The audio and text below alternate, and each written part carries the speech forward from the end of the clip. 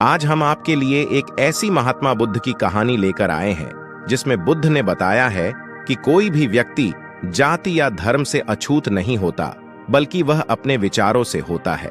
चलिए कहानी को शुरू करते हैं।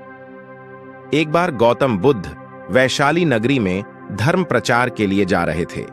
जब वे नगरी के बीचों बीच से गुजर रहे थे तब उन्होंने देखा कि कुछ सैनिक एक लड्डू का पीछा करे रहे हैं। तभी वह डरी हुई लड्डू एक कुएं के पास जाकर खड्डी रह गई और वह हाँफ रही थी और प्यासी भी थी।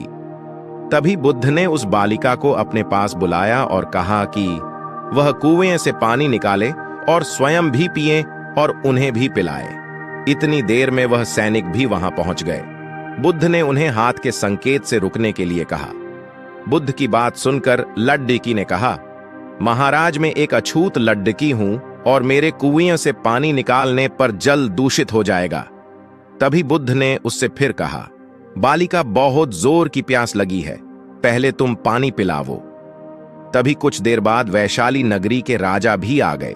फिर उन्होंने बुद्ध को नमन किया।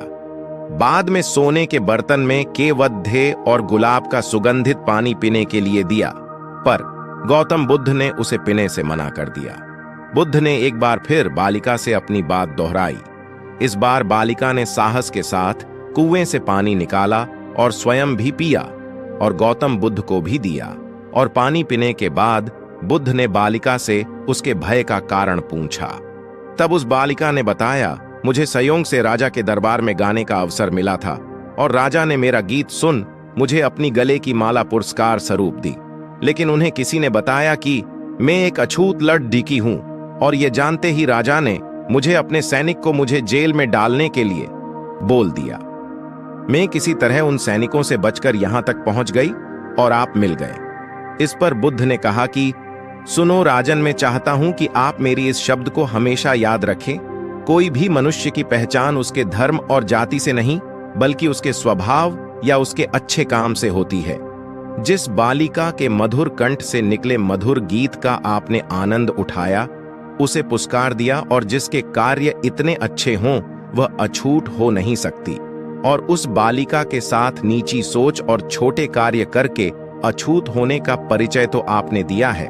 इसीलिए मेरे नजरों में यह बालिका नहीं बल्कि आप अछूत है। तभी राजा बुद्ध के सामने शर्मिंदा होने के अलावा और कर भी क्या सकते थे। उन्होंने बुद्ध से क्षमा मांगी और वहां से चले गए। इस कहानी से हमें यह सीख मिलती है कि कोई भी इंसान अपने कार्यों और कर्मों से बद्धा बनता है, बल्कि अपने धर्म या जाति से नहीं। ये बातें आपको कैसी लगी कमेंट्स करके बताएं, और अगर चैनल पर नए हों तो चैनल को सब्सक्राइब अवश्य करें।